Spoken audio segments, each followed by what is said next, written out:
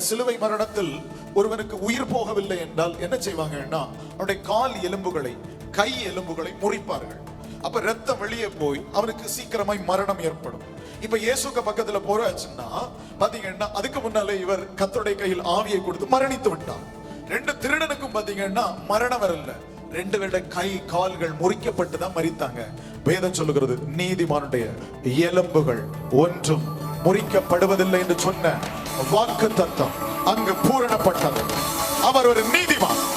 உலகம் சொன்னது கள்ளன் மத்தியில் இவரும் ஒரு கள்ளன், வலது பக்கம் ஒரு கள்ளன், இடது பக்கம் ஒரு கள்ளன், நடுவில் இருக்கிற ஒரு கள்ளன் என்று உலகம் சொன்ன போது வேத வசனம் சொன்ன அந்த நீதிமானாய் இயேசுவை நிறுத்தின தெய்வம்.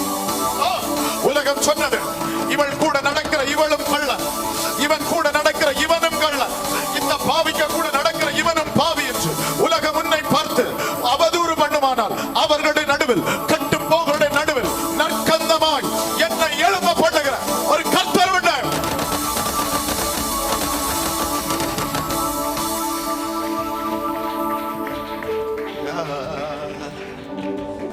உலகம் சொல்றத நம்பாதீங்க. உலகமே சொல்லுச்சு சிலுவை மரணம் கள்ளனுக்கு தான் கொடுக்கப்படும், நீதிமானுக்கு கொடுக்கப்படாது. ஆனா அவர் நீதிமான் என்பதை கர்த்தர் நிரூபிச்சார். குறித்த துர்சாட்சிய உலகம் பரப்பலாம், உன குறித்து அவதூற இந்த உலகம் பேசலாம், உன குறித்து கர்த்தர் சாட்சி கொடுக்க போறார். உன குறித்து கர்த்தர் சாட்சி கொடுப்பார். Wait and see.